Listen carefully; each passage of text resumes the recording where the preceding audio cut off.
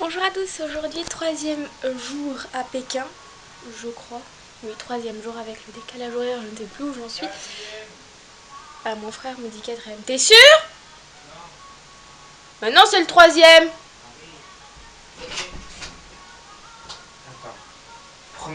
Non, c'est troisième jour à Pékin. C'est pas ça, c'est quatrième. Ça fait 4 jours qu'on est là, mais ça fait 4 jours qu'on est parti, mais ça fait 3 jours qu'on est à Pékin. Non, ça fait 4 jours qu'on est parti, mais c'est le troisième jour à Pékin. Donc ça fait 3 jours complets de visite, c'est le troisième. Et on va aller au palais d'été, plus faire des temples bouddhistes, c'est ça Quentin? Non, on va aller au palais d'été, au palais du Grand Lama. Et au palais du Grand Lama. Au palais du Grand Lama. Ils ont de ces noms. C'est pas grave. Oula, on ne me voit plus, c'est génial. Palais du Grand Lama, donc voilà. Hier, je n'ai pas clôturé le vlog en fait, comme tous les jours, parce que j'étais trop fatiguée. Donc du coup, j'essaierai de le faire aujourd'hui. Mais t'as quand même réussi à regarder Game of Thrones, hein? Oui, j'ai regardé Game of Thrones, mais c'est pas la même chose. Donc voilà, et on va sûrement bientôt partir, étant donné que ça va être l'heure. Et bien, je vous emmène avec moi, et c'est parti, direction le palais d'été.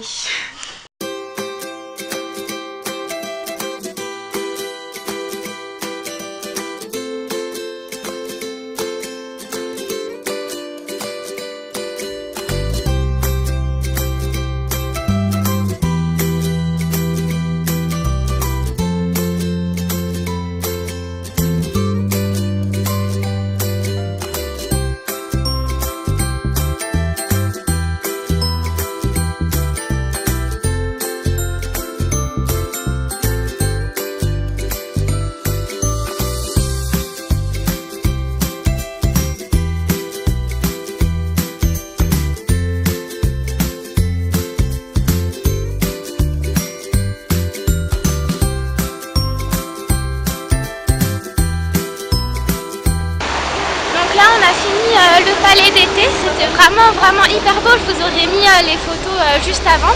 C'était vraiment très intéressant en fait, c'était la résidence de l'empereur pendant les vacances d'été. Donc on a pu voir les chambres de l'empereur, des favorites et surtout de sa mère, puisque au départ c'était quand même un cadeau pour la mère de l'empereur. Donc c'était vraiment très joli, on a vu vraiment de très belles choses. Et ça imite en fait le paysage d'une ville en Chine où on ira de pas très longtemps, c'est plus quel jour. Et là en fait on va visiter une rue commerçante qui fait de la calligraphie, etc. Donc je vous montre ça tout de suite.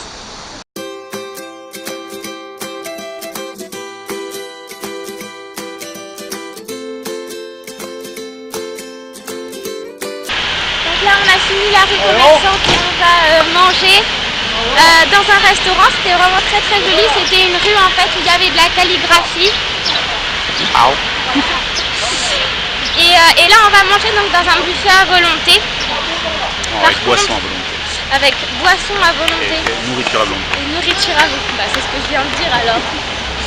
Par contre, il faut savoir que les buffets c'est beaucoup plus cher que les petits restos dans le centre-ville. Donc du coup voilà, je vais vous montrer ça si jamais j'y pense parce que j'ai vraiment très faim, donc la plupart du temps je me joue sur la nourriture. Donc nous avons fini de manger, je vous ai pas filmé trop tout ce qu'on a mangé parce que c'était pas très intéressant. C'était juste un buffet pas très bon. Et là on va aller au temple du Dalai Lama.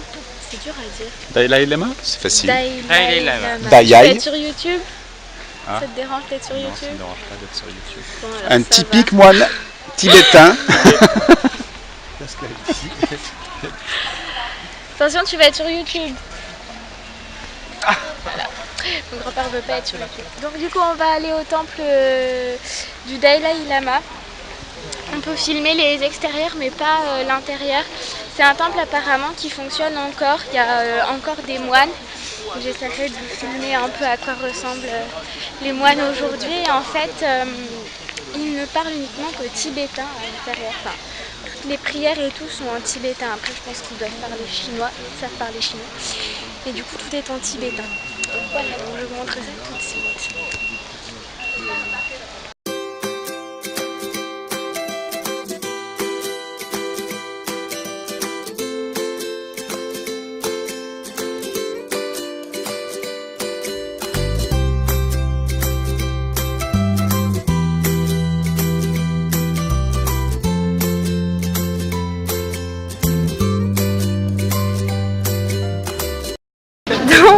On vient de rentrer du temple du Dalai Lama. Je vous aurais mis les images un peu avant et c'était vraiment très très joli. C'est ça, c'est le temple du Dalai Lama. Non, le temple des lamas. Le temple des lamas. Et là, on est en train de prendre un smoothie dans ce petit truc en face de l'hôtel. On ne sait pas trop ce que ça vaut, on verra bien. La tendance a l'air d'être assez safe parce qu'il faut savoir en fait qu'en Chine, la plupart des restaurants sont publics. Donc du coup, on risque quand même pas grand chose si jamais on mange dans les endroits, voilà, des rues commerçantes à côté des hôtels, etc. C'est assez safe. Donc voilà, et ensuite on va rentrer à notre hôtel. C'est le truc là, qui est là-bas et je pense que dans 1 ou 2 heures, on ressortira.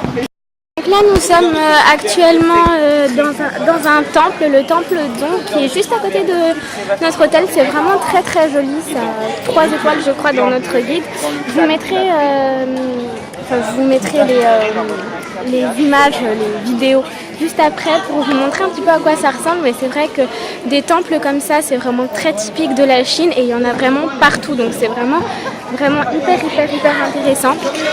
Et juste ce que je voulais vous dire en fait, c'est que là vous avez donc un lion avec en fait là ici une boule. Et en fait donc ça c'est le dragon qui représente la force de l'empereur. Et juste à côté vous avez une lionne qui est exactement pareille, sauf que en fait ici il y a un bébé lion. Donc du coup voilà, c'est comme ça qu'on reconnaît le mâle et la femelle, et c'est mais partout, à chaque entrée de temple, de palais, enfin à peu près partout en fait, dans même des restaurants, des magasins ou quoi, c'est vraiment très répandu, c'est vraiment très répandu. Donc du coup voilà, je vais juste vous expliquer un petit peu ce point histoire, on va dire, point culture. Et voilà, et c'est vraiment très joli, donc vous ne voyez plus. C'est vraiment très joli, donc je vais vous montrer ça tout de suite.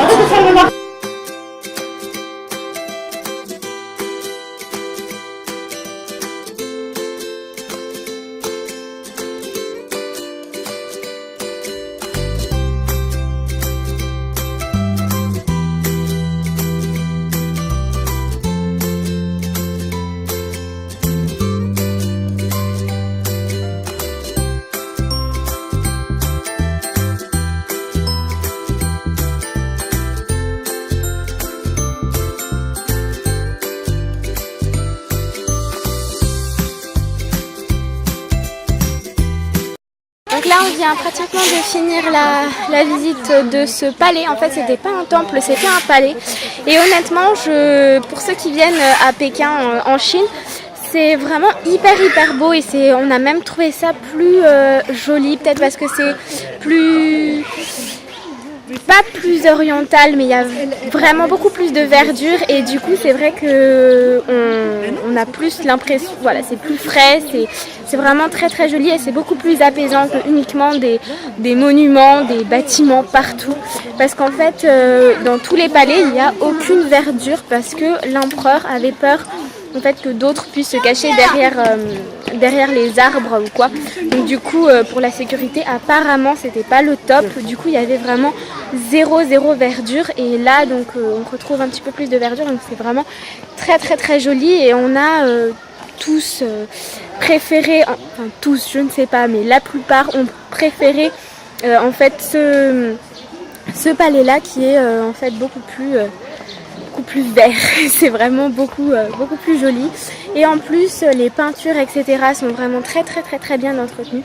Donc c'était vraiment très joli, et je vous conseille de ne pas faire uniquement les gros bâtiments comme la cité interdite, la muraille de Chine, mais aussi quelques petits palais comme celui-ci. Mais je pense qu'il y en a vraiment partout. Nous on a pris celui-ci parce que c'était celui à côté de notre hôtel, mais je pense qu'il y en a vraiment partout, donc il faut vraiment les faire parce qu'ils sont vraiment à voir. On est rentré à l'hôtel, je suis dans le hall de l'hôtel en fait. Je vais rentrer dans ma chambre et on n'a toujours pas de wifi, donc c'est vraiment très saoulant du coup, parce que c'est impossible déjà de 1 pour communiquer, et de 2 après je voulais poster des vidéos sur YouTube tous les jours et ça va pas être possible. Déjà parce qu'il n'y a pas de wifi, et en plus YouTube est interdit en Chine, donc c'est un peu compliqué. Mais en tout cas c'était vraiment hyper sympa aujourd'hui. Si vous voulez, je vous mettrai en barre d'infos l'email de notre guide, le site également où on l'a eu et l'hôtel où j'ai logé à Pékin, ainsi que toutes les adresses où je suis allée à Pékin, si jamais ça vous intéresse. Alors, je vous montre dans l'ascenseur. Si jamais ça vous intéresse, parce que c'est vrai que les 3 premiers jours en fait j'étais extrêmement fatiguée, du coup j'ai pas pu vlogger exactement comme je le voulais, mais normalement à partir de maintenant ça va aller un petit peu mieux. Je vais aussi essayer de vlogger avec mon téléphone, je vais voir si la qualité est mieux ou pas en fait pour vous, donc j'espère que j'y arriverai. Monsieur. Voilà, donc du coup j'espère que j'y arriverai. Et voilà, donc du coup je vous mettrai tout ce qu'il faut en barre d'infos si jamais j'y pense, mais je pense que j'y penserai. Donc voilà, et normalement on se retrouve pour aller au restaurant. Je pense qu'on va y aller d'ici 1 à 2 heures, je pense, et du coup j'essaierai de vlogger, pas comme ce midi où il y avait vraiment rien à vlogger parce que c'était pas hyper bon, c'était cher, et bon, voilà. Mais du coup, je vloguerai les noms des restaurants. Je peux pas vraiment vous les donner parce que c'est vraiment, faut se balader, faut aller dans les rues vers vos hôtels. Après, aller en Chine seul, il n'y a pas de souci, c'est vraiment très très safe.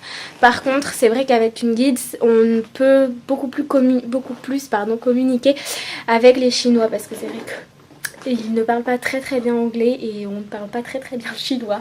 Donc du coup c'est assez compliqué avec une guide, c'est ça l'avantage.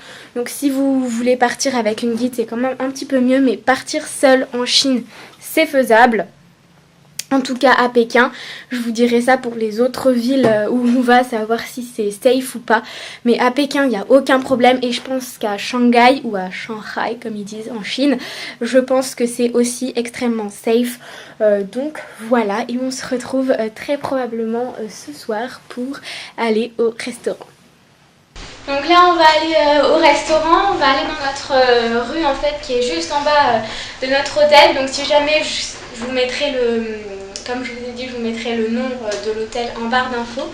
Et comme ça vous pourrez aller dans la rue, etc. Puisque c'est assez compliqué, les rues en fait sont en chinois, donc bon voilà.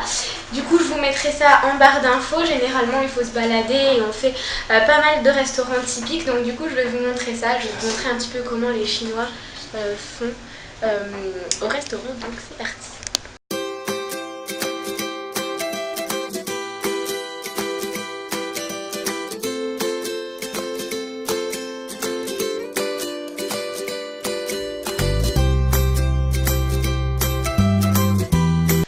Donc on vient de rentrer du restaurant, je vous aurais mis les images juste avant. C'était plutôt bon. Bon après il y avait des trucs assez étranges qu'on ne connaît pas, mais bon. C'était quand même assez bon. Et par contre en Chine ils n'ont absolument pas de sucré. Il faut le savoir, ils font vraiment 0 dessert. Il n'y a pas non plus de café après les repas, etc. Donc pour nous, je dis nous, toute ma famille, mais en particulier moi, on va être d'accord, le sucré c'est genre extrêmement important.